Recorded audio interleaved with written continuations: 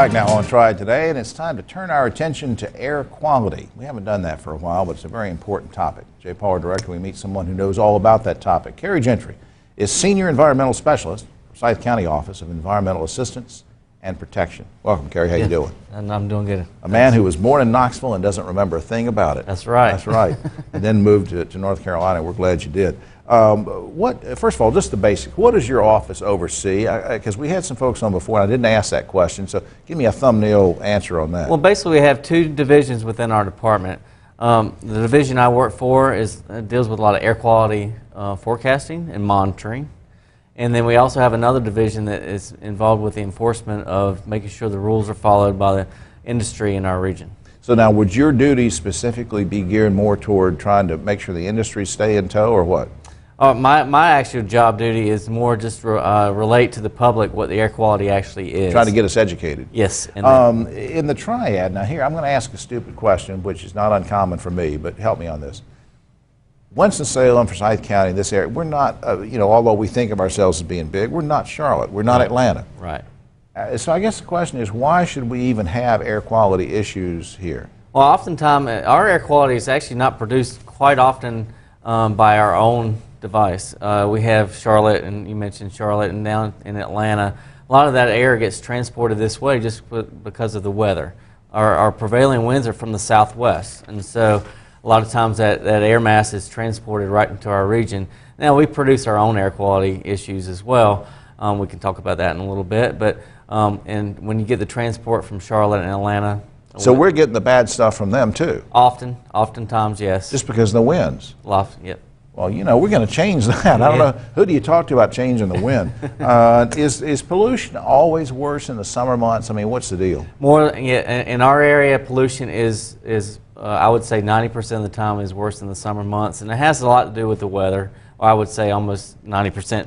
Just the heat factor. The heat factor, and the sun's higher in the sky. That's exactly right. But does that mean we don't have pollution problems in the winter? We can have pollution problems in the winter. Mainly, it's not ozone related. It's what we call particle pollution. Really small particles that can get in your lungs. That's mainly forest fire issues.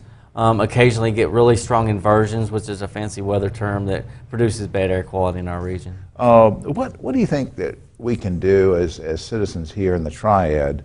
Are there specific types of pollution, number one, and part two to that question is what can we do to abate it? There's all kinds of pollution in our region. I was mentioning particle pollution. You also have ozone. Ozone's not a directly emitted pollutant. It's produced with heat and the sunlight. Things we can do, maybe drive less,